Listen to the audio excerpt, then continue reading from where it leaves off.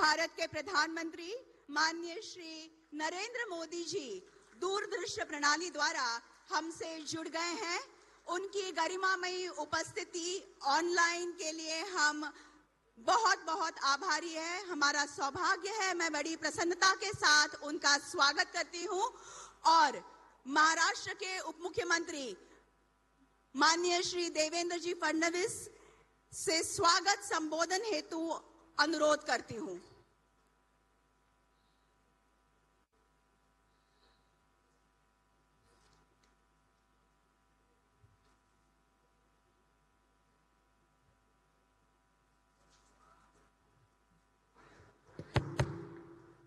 अखिल विश्व के सर्वाधिक लोकप्रिय नेता और हमारे भारत के यशस्वी प्रधानमंत्री आदरणीय श्री नरेंद्र मोदी जी का महाराष्ट्र की ओर से मैं बहुत बहुत स्वागत करता हूं।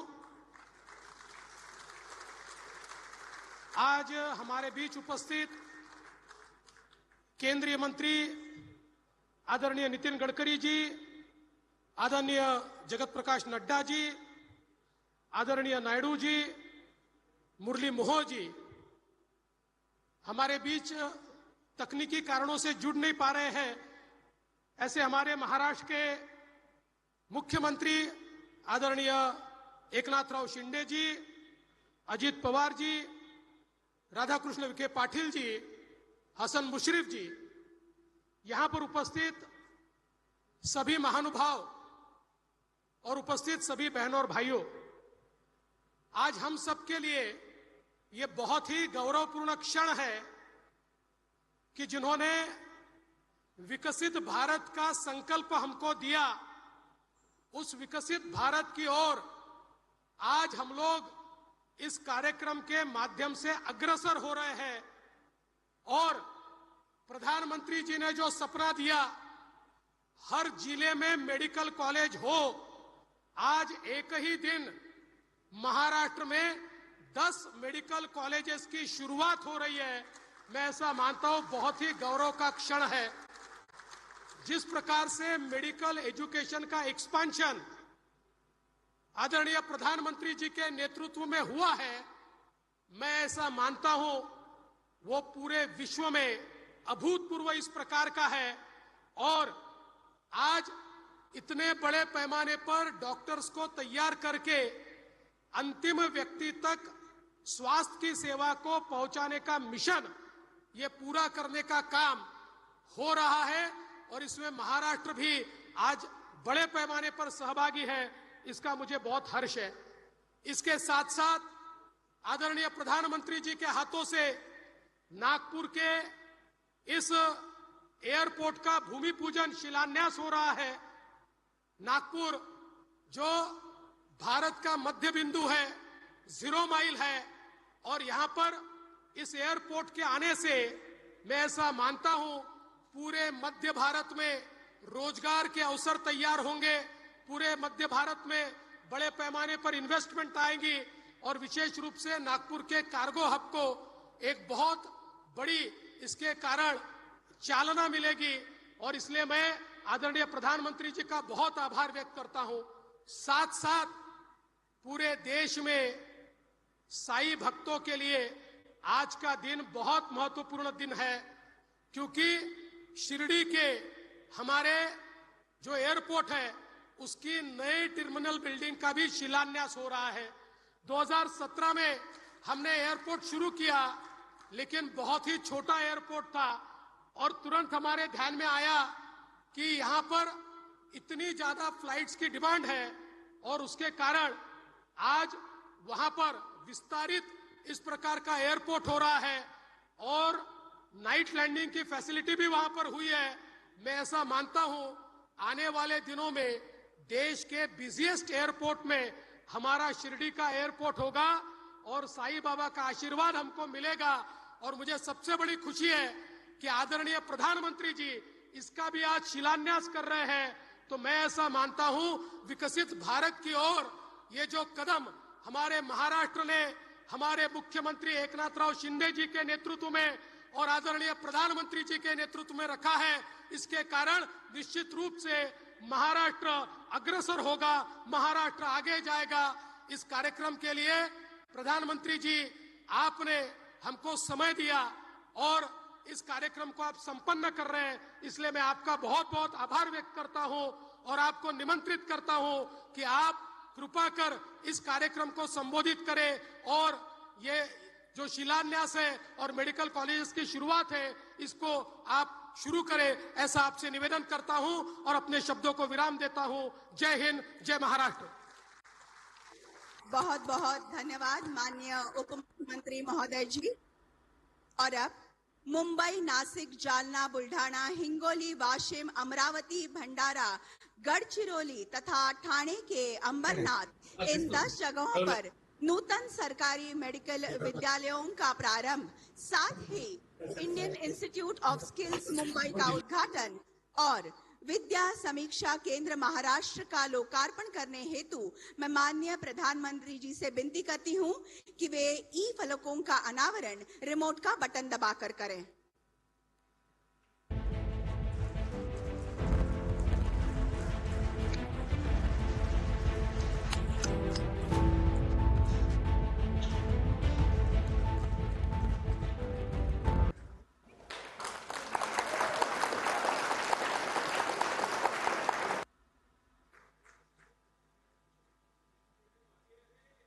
और अब प्रस्तुत है इन परियोजनाओं की जानकारी देती हुई एक लघु फिल्म। मेडिकल एजुकेशन में सीटों की संख्या बढ़ाई जा रही है, वहीं इनमें एडमिशन से लेकर रेगुलेशन तक एक सीमलेस और ट्रांसपेरेंट व्यवस्था बनाई जा रही है। भारत, इस भारत का पिछले 10 सालों में नेतृत्व कर रहे हैं प्रधानमंत्री नरेंद्र मोदी। राष्ट्रीय शिक्षा नीति की प्राथमिकता है भारत के हर युवा को समान शिक्षा मिले, शिक्षा के समान अवसर मिले। करोड़ों भारतवासियों के अच्छे स्वास्थ्य के लिए केंद्रीय स्वास्थ्य एवं परिवार कल्याण मंत्री श्री JP नड्डा की अगुवाई में नई नीतियों को बनाना इस सोच का एक हिस्सा है। केंद्र सरकार की इन्हीं नीतियों को अंजाम तक ले जाने का काम एकनाथ शिंदे के नेतृत्व में महाराष्ट्र की सरकार बखूबी कर रही है। देवेंद्र फडणवीस की रणनीति, अजीत पवार की दूरदर्शिता और चिकित्सा शिक्षा मंत्री हसन मुशर्रफ के अथक परिश्रम का परिणाम अब दिखने लगा है। स्वास्थ्य एवं परिवार कल्याण मंत्रालय नई दिल्ली और चिकित्सा शिक्षा विभाग महाराष्ट्र सरकार ने राज्य में 10 नए सरकारी मेडिकल कॉलेज को मंजूरी दी है। महाराष्ट्र के इतिहास में पहली बार एक शैक्षणिक वर्ष में 10 नए सरकारी मेडिकल कॉलेज को एक साथ मंजूरी देने का ऐतिहासिक निर्णय लिया गया है। नए मेडिकल कॉलेज गढ़चिरौली, भंडारा, बुल्ढाना, वाशिम, मुंबई, अमरावती, जालना, हिंगोली, ठाणे और नासिक में स्थापित किए जाएंगे। एक जिला एक मेडिकल कॉलेज की धारणा के तहत प्रदेश में मेडिकल सुविधाओं का विस्तार किया गया है। अब महाराष्ट्र में आगामी शैक्षणिक सत्र में सरकारी कॉलेजों में MBBS की 900 नई सीटें मिलाकर कुल 35 सरकारी मेडिकल कॉलेज और छात्रों के लिए 4850 MBBS की सीटें उपलब्ध होगी। अब रियायती दरों पर चिकित्सा शिक्षा उपलब्ध है और राष्ट्रीय चिकित्सा आयोग ने देश में 1 लाख MBBS सीटों का लक्ष्य भी हासिल कर लिया है। अब एक नहीं 10 कदम स्वस्थ महाराष्ट्र के, स्वस्थ राष्ट्र के। माननीय प्रधानमंत्री श्री नरेंद्र मोदी जी के स्किल इंडिया विजन के तहत पिछले 10 वर्षों में करोड़ों युवाओं को कौशल प्रदान कर सशक्त बनाया गया है और ये भारत को दुनिया की कौशल राजधानी बनने की ओर प्रेरित कर रहा है। भारत के कौशल विकास के इतिहास में स्वर्णिम अध्याय के रूप में आज एक नई शुरुआत हो रही है। आज देश के माननीय प्रधानमंत्री श्री नरेंद्र मोदी जी द्वारा मुंबई में Indian institute of skills IIS का शुभारंभ किया जा रहा है, जो भारत के हजारों युवाओं को आगे बढ़ने के नए अवसर देगा। माननीय प्रधानमंत्री श्री नरेंद्र मोदी जी की दूरदर्शी सोच के तहत ही भारत में इस IIS मुंबई जैसे विश्व स्तरीय कौशल विकास के बुनियादी ढांचे का निर्माण किया गया है, जो हमारे युवाओं के लिए भारत ही नहीं बल्कि वैश्विक स्तर पर भी नए अवसर प्रदान करेगा। Indian institute of skills IIS Mumbai कौशल विकास मंत्रालय और टाटा ट्रस्ट्स की साझेदारी में स्थापित हो रहा है, जिसका उद्देश्य युवाओं को इंडस्ट्री 4.0 और फ्यूचर ओरिएंटेड प्रशिक्षण देना है। ये सरकार और उद्योग की सफल साझेदारी का उत्कृष्ट उदाहरण है, जो स्किल इंडिया मिशन को नई दिशा देकर युवाओं को सशक्त बनाएगा। IIS मुंबई 4 एकड़ राष्ट्रीय कौशल प्रशिक्षण संस्थान NSTI के कैंपस में स्थित है और mechatronics, robotics, factory automation, CNC machining, robotic welding, electric वाहन और एडिटिव मैन्युफैक्चरिंग जैसे अन्य उभरते क्षेत्रों में प्रशिक्षण देगा। अपने प्रारंभिक चरण में 10 एडवांस लैब्स जो 15 से अधिक ग्लोबल और भारतीय OEMs के साथ साझेदारी में स्थापित की गई हैं, वास्तविक उद्योग उपकरणों का उपयोग करके प्रशिक्षण प्रदान करेंगी।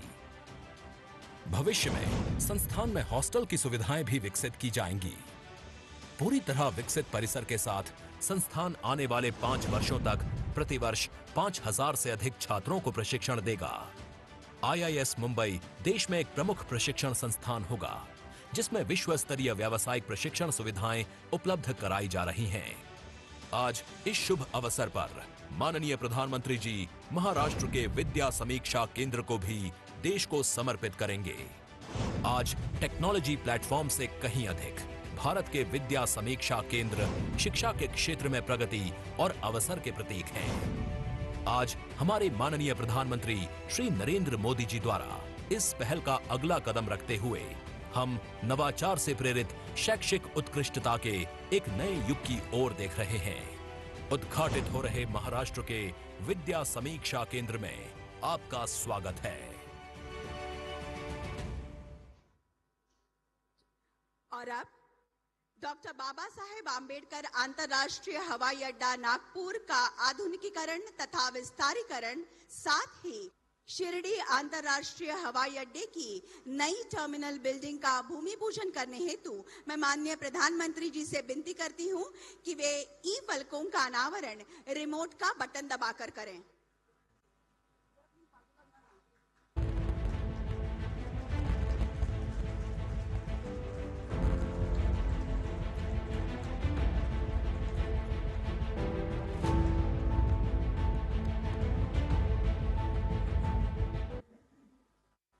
और अब इन परियोजनाओं पर आधारित एक लघु फिल्म चलेगी। माननीय नरेंद्र मोदी जी के नेतृत्व में भारत के विमानन उद्योग ने पिछले 10 वर्षों में महत्वपूर्ण वृद्धि का अनुभव किया है। देश में परिचालन हवाई अड्डों की संख्या 2014 में 74 से दोगुनी होकर 2024 में 157 हो गई है और लक्ष्य 2047 तक इस संख्या को 350 से 400 तक बढ़ाने का है। भारत के विकास पुरुष माननीय नरेंद्र मोदी जी ने महाराष्ट्र को कई विकास कामों की सौगात दी है। महाराष्ट्र वो राज्य है जिसकी विकसित भारत के निर्माण में बहुत बड़ी भूमिका है। महाराष्ट्र के माननीय मुख्यमंत्री श्री एकनाथ शिंदे जी, माननीय उप मुख्यमंत्री श्री देवेंद्र फडणवीस जी, माननीय उप मुख्यमंत्री श्री अजित पवार जी की अगुवाई में कार्यशील महाराष्ट्र सरकार ने राज्य के हवाई क्षेत्र के सुधार के लिए विभिन्न परियोजनाओं को संकल्पित किया है। इसी के तहत डॉक्टर बाबा साहेब आम्बेडकर अंतर्राष्ट्रीय हवाई अड्डा नागपुर के टर्मिनल इमारत एवं विविध कार्यों का भूमि पूजन। इस परियोजना से नागपुर हवाई अड्डा एक विश्व स्तरीय विमानन केंद्र में बदलने के लिए तैयार है। उक्त परियोजना की अनुमानित लागत 7,000 करोड़ है, जिसे 4 चरणों में पूरा किया जाएगा। प्रथम चरण के विस्तार में नागपुर हवाई अड्डे की यात्री क्षमता को 4 मिलियन तक बढ़ाया जाएगा। भविष्य में इसे 30 मिलियन यात्रियों की क्षमता तक बढ़ाने की योजना है और कार्गो हैंडलिंग क्षमता को वर्तमान स्तर से 4 गुना बढ़ाकर 20,000 टन तक बढ़ाने की योजना है। इस योजना से नागपुर की अंतर्राष्ट्रीय हवाई सेवा बेहतर होगी, जिससे विदर्भ क्षेत्र के एग्रो उत्पाद का जलद गति से निर्यात हो पाएगा और पर्यटन, व्यापार और रोजगार के नए अवसर पैदा होंगे। शिरडी अंतर्राष्ट्रीय हवाई अड्डा नई एकीकृत टर्मिनल इमारत भूमि पूजन। हवाई मार्ग से शिरडी में आने वाले पर्यटकों की संख्या को देखते हुए शिरडी हवाई अड्डा विकसित करने के लिए MADC द्वारा नए टर्मिनल इमारत विकसन की योजना प्रस्तुत है। कुल 645 करोड़ की लागत से बनने वाली न्यू इंटीग्रेटेड टर्मिनल बिल्डिंग का कुल क्षेत्र 54,000 स्क्वायर मीटर होगा। इस परियोजना से देश विदेश से आने वाले यात्रियों को अंतर्राष्ट्रीय मानक सुविधाओं के साथ सुखद यात्रा का अनुभव मिलेगा। शिरडी में धार्मिक पर्यटन को बढ़ावा मिलेगा और स्थानीय लोगों के रोजगार निर्माण में वृद्धि होगी। इन परियोजनाओं से हवाई क्षेत्र के उत्थान के साथ विकास की ऊंची उड़ान भरने के लिए महाराष्ट्र राज्य तैयार है। बेहद पेशकीमती मूल्य की सौगात आज माननीय प्रधानमंत्री महोदय जी ने हमें दी। हम उनके प्रति आभार प्रकट करते हैं और अब महाराष्ट्र के मुख्यमंत्री माननीय श्री एकनाथराव शिंदे जी हमें माणगाव रायगढ़ से संबोधित करेंगे। नमस्कार। आजच्या विमानतळ आणि मेडिकल कॉलेजच्या लोकार्पण भूमिपूजन प्रसंगी उपस्थित देशाचे लोकप्रिय आणि यशस्वी आज जिनकी लोकप्रियता आसमान को छू रही है, ऐसे हमारे आदरणीय प्रधानमंत्री नरेंद्र मोदी जी का मैं महाराष्ट्र की जनता की ओर से हृदय से स्वागत करता हूं, उनका अभिनंदन करता हूं। आज उपस्थित राज्यपाल सीपी राधाकृष्णन जी है, केंद्रीय मंत्री गडकरी जी है, वाहतूक मंत्री नायडू जी है, हमारे उप मुख्यमंत्री देवेंद्र जी है, अजीत दादा जी है, सभी अन्य हमारे मंत्रीगण, सांसद और विधायक, सभी लोगों को मैं शुभकामनाएं देता हूं। और सबसे पहले हरियाणा में मिली शानदार जीत के लिए मोदी जी का मैं बहुत बहुत अभिनंदन करता हूं। सचमुच जीत हो तो ऐसी हो। एग्जिट पोल के आंकड़े देखकर कांग्रेस के लोग जलेबी बांटने लगे थे, उनके मन में लड्डू फूट रहे थे, लेकिन आखिरकार उनके अहंकार का गुब्बारा हरियाणा की जनता और मोदी जी ने फोड़ दिया। इसलिए मैं फिर एक बार धन्यवाद देता हूं। मोदी जी भारत के मन की बात जानते हैं। मोदी जी भारत के जनमन में समाये हुए हैं। जब भी विकास की बात होती है तो बस मोदी जी की बात होती है और मोदी जी की याद आती है। आज नागपुर में स्थित doctor Baba Saheb Ambedkar international airport और शिरडी एयरपोर्ट के इंटीग्रेटेड टर्मिनल का भूमि पूजन आदरणीय मोदी जी के कर कमलों से हो रहा है। महाराष्ट्र के विभिन्न जिलों में स्थित गवर्नमेंट मेडिकल कॉलेज का भी उद्घाटन हो रहा है। महाराष्ट्र मेडिकल शिक्षा में अव्वल स्टेट बनते जा रहा है। इस उपलब्धि के लिए मैं केंद्र सरकार को, आदरणीय मोदी जी को बहुत बहुत धन्यवाद देता हूं। सबका साथ सबका विश्वास, इसी मंत्र के साथ मोदी जी ने काम शुरू किया। हमारे लिए यह मंत्र एक मार्गदर्शक दीप स्तंभ की तरह है। मोदी जी का साथ, मोदी जी का विश्वास, ये हमारी सफलता का मंत्र है। महाराष्ट्र में विकास का यह पर्व लाने के लिए हमें उन्होंने हमेशा सहयोग दिया है, हमारा मार्गदर्शन किया है। नागपूरच्या महामानव डॉक्टर बाबासाहेब आंबेडकर इंटरनॅशनल एअरपोर्टवर लवकरच 100 विमानांची व्यवस्था होणार आहे आणि दरवर्षी 14 लाख प्रवासी प्रवास करणार आहेत। 9 लाख मेट्रिक टनाची माल वाहतूक शक्य होणार आहे। नागपूर विमानतळाच्या विस्तारामुळे विदर्भ हे आंतरराष्ट्रीय व्यापार, उद्योग आणि तंत्रज्ञानाचं केंद्र होण्यास मदत होणार आहे। त्यातून अधिक परकीय गुंतवणूक भारताकडे येईल, मोठ्या प्रमाणात रोजगार निर्मिती होऊन त्याचा देशाच्या विकासाला हातभार लागेल। साईबाबांच्या पदस्पर्शाने पावन झालेल्या शिर्डीला आंतरराष्ट्रीय स्तरावर महत्त्व आहे। संपूर्ण देशातून, जगभरातून साई भक्त शिर्डीला येतात।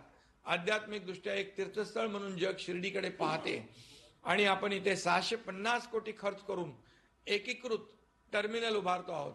शिर्डीतलं पर्यटन त्यामुळे वाढेल, रोजगार आणि सेवा संधी वाढेल। 55 कोटी रुपये खर्च करून शिर्डी विमानतळावर कार्गो कॉम्प्लेक्स उभारलं जात आहे। शिर्डी आणि आसपासच्या शेतकऱ्यांना त्यामुळे व्यापाराची संधी उपलब्ध होणार आहे। महाराष्ट्रात आता एमबीबीएसच्या सर्वात जास्त जागा आहेत। देशातील सर्वाधिक मेडिकल कॉलेजेस महाराष्ट्रात आहेत। 2014 पूर्वी देशामध्ये फक्त 387 मेडिकल कॉलेज होती। आता गेल्या 10 वर्षात ती संख्या 706 वर गेलेली है। मेडिकल कॉलेज बढ़ गए हैं और एयरपोर्ट पहले 2014 से पहले 74 थे, उसमें और 75 की बढ़ोतरी होकर अब 150 के पार हमारे एयरपोर्ट गए हैं। केंद्रातील सशक्त सकारात्मक धोरणामुळे हे शक्य झालेलं आहे। एकाच दिवशी 10 मेडिकल कॉलेजचं उद्घाटन हा एक रिकॉर्ड है और महाराष्ट्र हमेशा रिकॉर्ड करने की आदत महाराष्ट्र को है। आपके मार्गदर्शन में विकास आणि लोककल्याणकारी निर्णयामध्येही महाराष्ट्राचे विक्रम केलेत। राज्यातील 12 कोटी जनतेसाठी 5 लाख रुपयापर्यंतचा आरोग्य विमा काढणारं महाराष्ट्र हे देशातील पहिलं राज्य आहे। आणि म्हणून डबल इंजिन सरकारमुळे गेल्या 2 वर्षात या कामांना वेग आलाय. विकासाचे कुठलंही काम आम्ही आदरणीय मोदीजींकडे घेऊन गेलो ते कधी ना म्हणाले नाही. त्यांच्या डिक्शनरीमध्ये नो आणि नाही हा शब्द नाही आणि म्हणून त्यांना मी मनापासून धन्यवाद देतो. मैं और एक खुश खबर आज याद देने जा रहा हूं.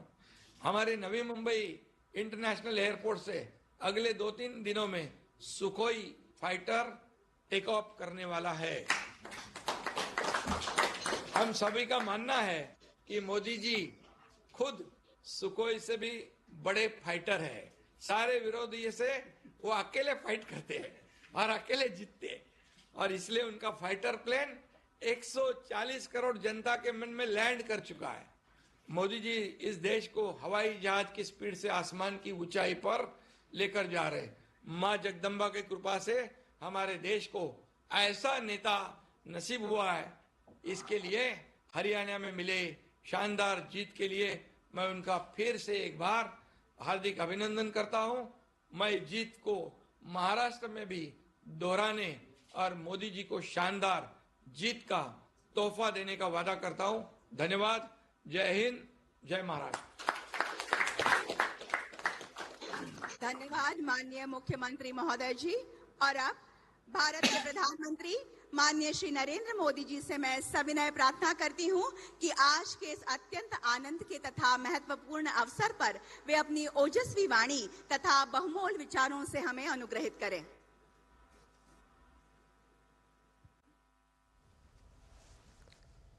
नमस्कार. महाराष्ट्र के गवर्नर सीपी राधाकृष्णन जी, मुख्यमंत्री श्रीमान एकनाथ शिंदे जी, केंद्रीय मंत्रिमंडल के मेरे सहयोगी महाराष्ट्र के उप मुख्यमंत्री श्री देवेंद्र फडणवीस जी, श्री अजित पवार जी, अन्य सभी वरिष्ठ महानुभाव और महाराष्ट्र के मेरे प्यारे भाइयों और बहनों, महाराष्ट्रातील सर्व शिवप्रेमी बंधू भगिनींना माझा नमस्कार. आज महाराष्ट्र को 10 मेडिकल कॉलेज की सौगात मिल रही है. नागपुर एयरपोर्ट के आधुनिकीकरण और विस्तार का काम, शिरडी एयरपोर्ट के लिए एक टर्मिनल बिल्डिंग का निर्माण, आज इंफ्रास्ट्रक्चर से जुड़े इन 2 अहम प्रोजेक्ट्स का शिलान्यास भी हुआ है. मैं इन सभी विकास कार्यों के लिए महाराष्ट्र के लोगों को बहुत बहुत बधाई देता हूं. अभी पिछले हफ्ते ही मैं ठाणे और मुंबई गया था. यहां मेट्रो समेत 30,000 करोड़ के प्रोजेक्ट्स के शुभारंभ का अवसर मुझे मिला. इसके पहले भी अलग अलग जिलों में हजारों करोड़ की विकास परियोजनाएं शुरू हुई हैं. कई शहरों में मेट्रो का विस्तार किया जा रहा है, कहीं एयरपोर्ट को अपग्रेड किया जा रहा है, तो कहीं सड़कों और हाईवे से जुड़े प्रोजेक्ट्स तेज गति से आगे बढ़ रहे हैं. Infrastructure, solar energy, textile park से जुड़ी परियोजनाएं लॉन्च की गई हैं. किसानों, पशुपालकों के हित में नई पहल की गई है. महाराष्ट्र में देश के सबसे बड़े कंटेनर पोर्ट वधावन पोर्ट की नींव रखी गई है. महाराष्ट्र के इतिहास में इतनी तेज गति से इतने बड़े स्केल पर अलग अलग क्षेत्रों में कभी भी विकास नहीं हुआ। हां, यह बात अलग है कि कांग्रेस के राज में इतनी ही तेज गति से, इतने ही स्केल पर अलग अलग क्षेत्रों में भ्रष्टाचार जरूर होता था। भाई और बहनों, कुछ दिन पहले ही हमने मराठी भाषा को अभिजात भाषा का दर्जा दिया। जब एक भाषा को उसका गौरव मिलता है, तब सिर्फ शब्द नहीं बल्कि पूरी पीढ़ी को नए बोल मिलते हैं। करोड़ों मराठी मानुस का दशकों पुराना सपना पूरा हुआ। महाराष्ट्र के लोगों ने जगह जगह इसकी खुशी मनाई। आज महाराष्ट्र के गांव गांव से मुझे खुशी के संदेश भी भेज रहे हैं। महाराष्ट्र के लोग अपने संदेशों में मराठी को अभिजात भाषा का दर्जा देने के लिए मुझे ढेर सारे धन्यवाद दे रहे हैं। लेकिन मैं बताना चाहता हूं, ये काम मैंने नहीं, आप सबके आशीर्वाद ने किया है। महाराष्ट्र के विकास का हर प्रयास छत्रपति शिवाजी महाराज, बाबा साहब आंबेडकर, ज्योतिबा फुले, सावित्रीबाई फुले जैसी विभूतियों के आशीर्वाद से हो रहा है। साथियों, अभी कल ही हरियाणा और जम्मू कश्मीर के चुनाव परिणाम आए हैं। हरियाणा ने बता दिया है देश का मूड क्या है, मिजाज क्या है। 2 बार कार्यकाल पूरा करने के बाद लगातार तीसरी बार चुनकर आना ऐतिहासिक है। कांग्रेस का पूरा इकोसिस्टम, अर्बन नक्सल का पूरा गिरोह जनता को गुमराह करने में जुटा था। लेकिन कांग्रेस की सारी साजिशें ध्वस्त हो गई। उन्होंने दलितों के बीच झूठ फैलाने की कोशिश की, लेकिन दलित समाज ने इनके खतरनाक इरादों को भांप लिया। दलितों को एहसास हो गया कि कांग्रेस उनका आरक्षण छीनकर अपने वोट बैंक को बांटना चाहती है।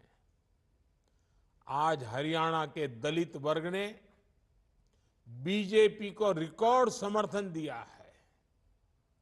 हरियाणा के ओबीसी बीजेपी के विकास कार्यों को देखकर उसके साथ है। कांग्रेस ने किसानों को भड़काया, लेकिन किसानों को पता है कि उसे फसलों पर एमएसपी किसने दी। हरियाणा के किसान बीजेपी की किसान कल्याण योजनाओं से खुश है। कांग्रेस ने युवाओं को टारगेट किया और अलग अलग तरीके से उन्हें भड़काने की कोशिश की, लेकिन हरियाणा के नौजवान, हमारी बहनें, बेटियां अपने उज्जवल भविष्य के लिए भाजपा पर ही भरोसा कर रहे हैं। कांग्रेस ने सारे हथकंडे अपनाए, लेकिन हरियाणा की जनता ने दिखा दिया वो अब कांग्रेस और अर्बन नक्सल के नफरती षड्यंत्रों का शिकार नहीं होने वाले। साथियों, कांग्रेस हमेशा बांटो और सत्ता पाओ के फॉर्मूले पर चली है। कांग्रेस ने बार बार ये सिद्ध किया है कि वो एक गैर जिम्मेदार दल बन गया है। वो अभी भी देश को बांटने के लिए नए नए नैरेटिव गढ़ रही है। कांग्रेस समाज को बांटने का फॉर्मूला लाती रहती है। कांग्रेस देश के मतदाताओं को गुमराह करने से बाज नहीं आ रही। कांग्रेस का फॉर्मूला साफ है कि मुसलमानों को डराते रहो, उनको भय दिखाओ, उनको वोट बैंक के कन्वर्ट करो और वोट बैंक को मजबूत करो।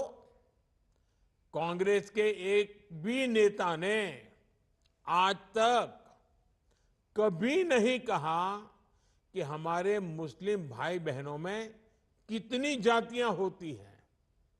मुस्लिम जातियों की बात आते ही कांग्रेस के नेता पर मुंह पर ताला लगाकर बैठ जाते हैं। लेकिन जब भी हिंदू समाज की बात आती है तो कांग्रेस उनकी चर्चा जाति से ही शुरू करती है। कांग्रेस की नीति है हिंदुओं की एक जाति को दूसरी जाति से लड़ाओ। कांग्रेस जानती है कि जितना हिंदू बटेगा उतना ही उसका फायदा होगा। कांग्रेस किसी भी तरीके से हिंदू समाज में आग लगाए रखना चाहती है ताकि वो उस पर राजनीतिक रोटियां सेकती रहें। भारत में जहां भी चुनाव होते हैं वहां कांग्रेस यही फॉर्मूला लागू करती है। अपना वोट बैंक पक्का करने के लिए कांग्रेस समाज में जहर घोलने के हर हथकंडे अपना रही है। कांग्रेस पूरी तरह से सांप्रदायिक और जातिवाद का चुनाव लड़ती रहती है। हिंदू समाज को तोड़कर उसे अपनी जीत का फॉर्मूला बनाना, यही कांग्रेस की राजनीति का आधार है। कांग्रेस भारत के सर्वजन हिताय, सर्वजन सुखाय की भावना का दमन कर रही है। सनातन परंपरा का दमन कर रही है।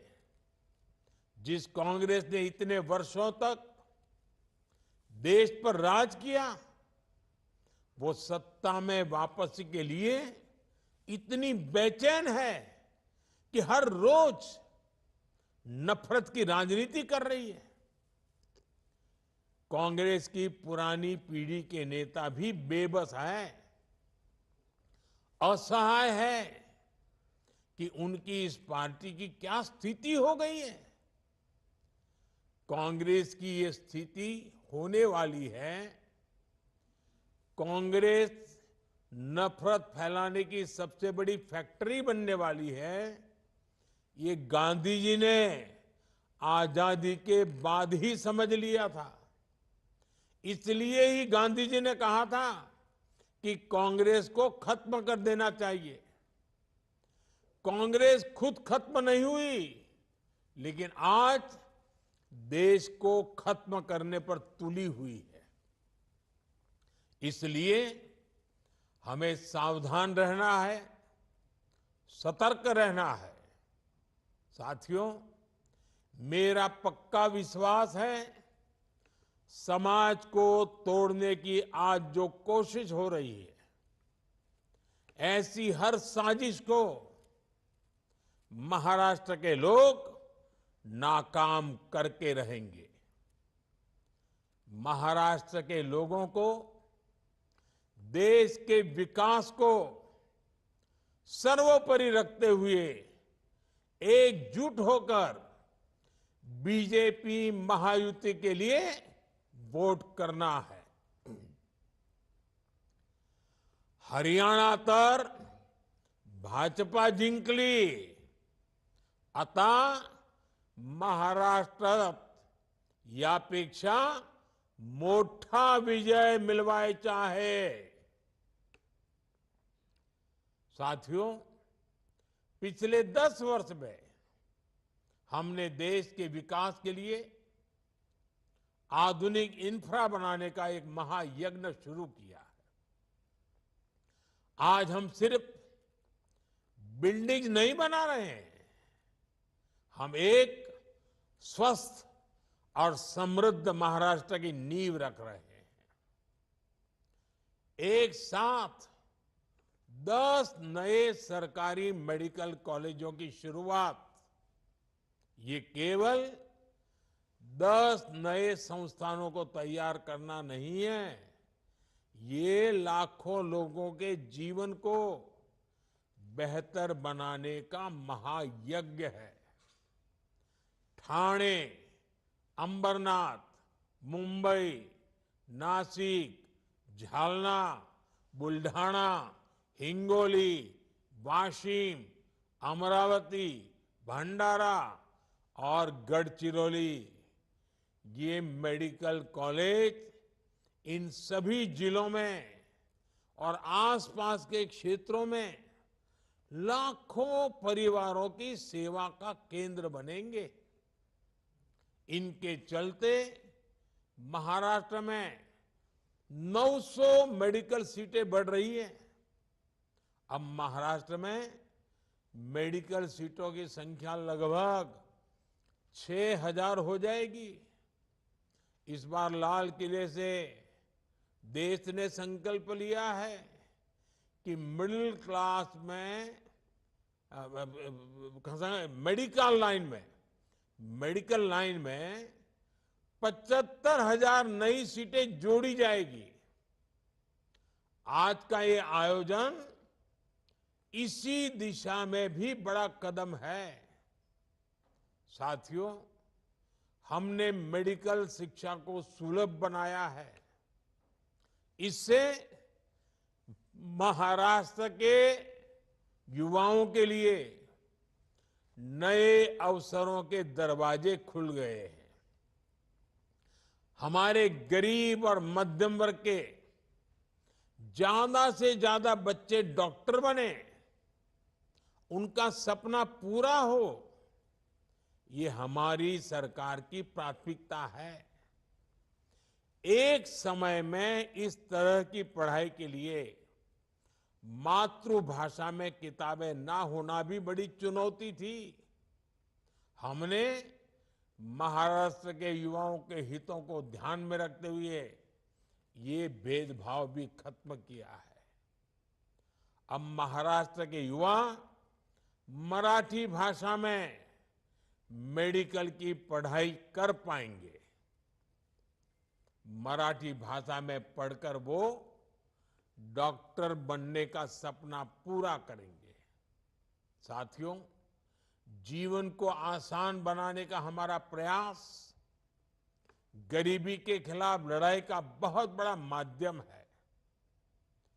कांग्रेस जैसी पार्टियों ने तो गरीबी को अपनी राजनीति का ईंधन बना रखा था. इसलिए वो गरीब को गरीब बनाए रखती थी. लेकिन हमारी सरकार ने एक दशक के भीतर भीतर 25 करोड़ लोगों को गरीबी से निकाला है. और देश में स्वास्थ्य सेवाओं का कायाकल्प इसका एक बड़ा आधार बना है. आज हर गरीब के पास मुफ्त इलाज के लिए आयुष्मान कार्ड है. अब सभी देशवासियों में जो भी 70 के ऊपर के हैं, अब 70 साल की उम्र के बुजुर्गों को भी मुफ्त इलाज मिल रहा है. जन औषधि केंद्रों पर बेहद कम कीमत पर जरूरी दवाइयां मिल रही है. हार्ट मरीजों के लिए स्टेंट 80-85% तक सस्ते किए गए हैं. हमने कैंसर के इलाज के लिए जरूरी दवाइयों के लिए उसके दाम भी कम किए हैं। सरकारी मेडिकल कॉलेजों और अस्पतालों की संख्या बढ़ने से भी इलाज सस्ता हुआ है। आज गरीब से गरीब देशवासी को मोदी सरकार ने सामाजिक सुरक्षा का मजबूत कवच दिया है। साथियों, दुनिया किसी देश में तभी विश्वास करती है जब वहां का युवा आत्मविश्वास से भरा होता है। आज युवा भारत का आत्मविश्वास भारत के उज्जवल भविष्य की नई कहानी है। दुनिया के बड़े बड़े देश आज भारत को मानव संसाधन के बड़े केंद्र के रूप में देख रहे हैं। हमारे युवाओं के पास पूरी दुनिया में शिक्षा, स्वास्थ्य से लेकर सॉफ्टवेयर तक हर क्षेत्र में अपार अवसर है। इसलिए हम अपने युवाओं को ग्लोबल स्टैंडर्ड के मुताबिक स्किल्ड बना रहे हैं। आज हम महाराष्ट्र में विद्या समीक्षा केंद्र जैसे प्रकल्प भी शुरू कर रहे हैं। आज हमने मुंबई में इंडियन इंस्टीट्यूट ऑफ स्किल्स का शुभारंभ भी किया है। इसमें युवाओं को फ्यूचर ओरिएंटेड ट्रेनिंग मिलेगी। उनके टैलेंट को बाजार की डिमांड के मुताबिक आगे बढ़ाया जाएगा। हमारी सरकार ने युवाओं को पेड इंटर्नशिप देने की शुरुआत भी की है। भारत के इतिहास में पहली बार इस तरह की पहल हुई है। अब युवाओं को 5,000 रुपये इंटर्नशिप के तौर पर मिलेंगे। मुझे खुशी है कि हजारों कंपनियां इस अभियान में जुड़ने के लिए युवाओं को इंटर्नशिप में मदद करने के लिए रजिस्ट्रेशन करा रही है। इस पहल से युवाओं की नींव मजबूत होगी, उनको नया अनुभव मिलेगा और उनके लिए नए अवसरों की राह आसान होगी। भाइयों और बहनों, युवाओं को लेकर भारत जो प्रयास कर रहा है उसके परिणाम भी लगातार सामने आ रहे हैं। आज हमारे एजुकेशन इंस्टीट्यूट्स दुनिया के टॉप इंस्टीट्यूट्स की बराबरी कर रहे हैं। अभी कल ही वर्ल्ड यूनिवर्सिटी रैंकिंग आई है। इस रैंकिंग के अनुसार भारत में युवाओं के लिए उच्च शिक्षा की, रिसर्च की क्वालिटी बदल रही है। साथियों, आज पूरी दुनिया की नजर भारत पर है। भारत दुनिया की 5वीं सबसे बड़ी अर्थव्यवस्था बन चुका है। अब ग्लोबल इकोनॉमी का फ्यूचर भारत से जुड़ा हुआ है। भारत की ये आर्थिक प्रगति नए अवसरों को लेकर आ रही है। ऐसे क्षेत्र जिनकी दशकों तक कांग्रेस ने उपेक्षा की, आज वो क्षेत्र भी असीम अवसरों का स्रोत बन रही है। जैसे टूरिज्म का उदाहरण है। महाराष्ट्र के पास कितनी अमूल्य विरासत है। महाराष्ट्र में कितने सुंदर प्राकृतिक स्थल है, आध्यात्मिक केंद्र है। इनके इर्द गिर्द हजारों लाखों करोड़ की इकोनॉमी विकसित हो सकती थी, लेकिन इन अवसरों का वैसे उपयोग नहीं हुआ जैसा होना चाहिए था। कांग्रेस को न विकास से मतलब था, न विरासत से मतलब था।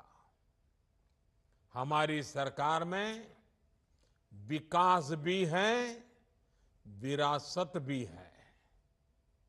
हम अपने समृद्ध अतीत से प्रेरणा लेकर उज्जवल भविष्य का निर्माण कर रहे हैं। इसलिए आज शिरडी एयरपोर्ट के लिए नए टर्मिनल बिल्डिंग का शिलान्यास, नागपुर एयरपोर्ट का आधुनिकीकरण, ऐसे ही कितने ही विकास कार्य आज अनवरत महाराष्ट्र में चल रहे हैं।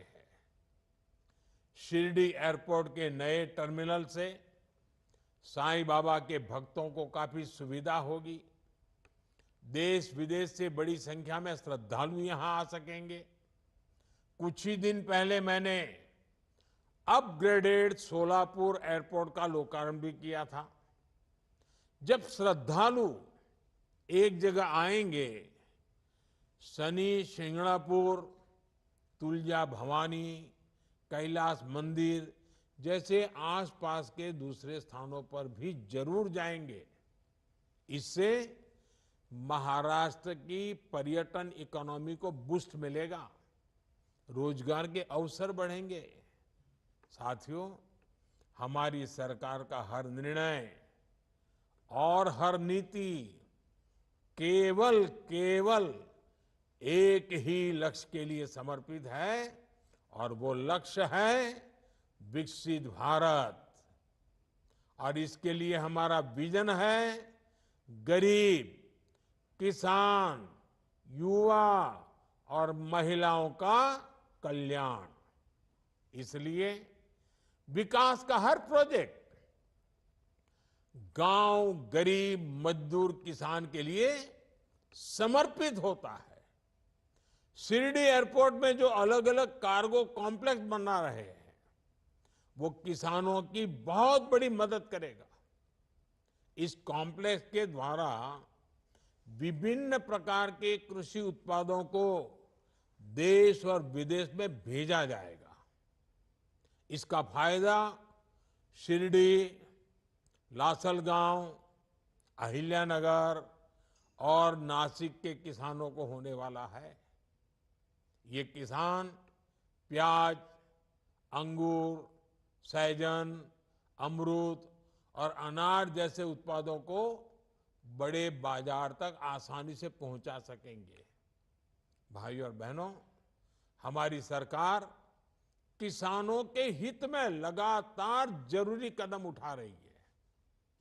हमने बासमती चावल पर न्यूनतम निर्यात मूल्य को खत्म कर दिया है। गैर बासमती चावल के निर्यात पर प्रतिबंध भी हटा दिया गया है। पर बॉइल्ड चावल पर निर्यात शुल्क भी आधा हो गया है।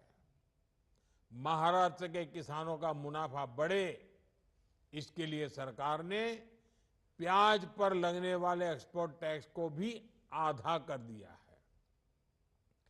हमने खाद्य तेलों के आयात पर 20% टैक्स लगाने का फैसला किया है। रिफाइंड सोयाबीन, सूरजमुखी और पाम ऑयल पर कस्टम शुल्क को भी काफी बढ़ाया गया है। इसका लाभ किसे होगा? हमारे देश के किसानों को होगा। उन्हें सरसों, सोयाबीन और सूरजमुखी जैसी फसलों की ज्यादा कीमत मिलेगी। आज सरकार टेक्सटाइल इंडस्ट्री को जिस तरह सपोर्ट कर रही है, उससे महाराष्ट्र के कपास किसानों को भी बहुत फायदा होगा। साथियों, आपको एक बात हमेशा याद रखनी है, महाअघाड़ी महाराष्ट्र को कमजोर करके सत्ता पाना चाहती है, जबकि महायुति का संकल्प महाराष्ट्र को मजबूत बनाने का है। मुझे खुशी है कि आज महाराष्ट्र एक बार फिर देश की प्रगति को नेतृत्व देने के लिए आगे बढ़ रहा है। मैं एक बार फिर महाराष्ट्र के लोगों को इन सभी विकास कार्यों के लिए बहुत बहुत बधाई देता हूं। बहुत बहुत धन्यवाद।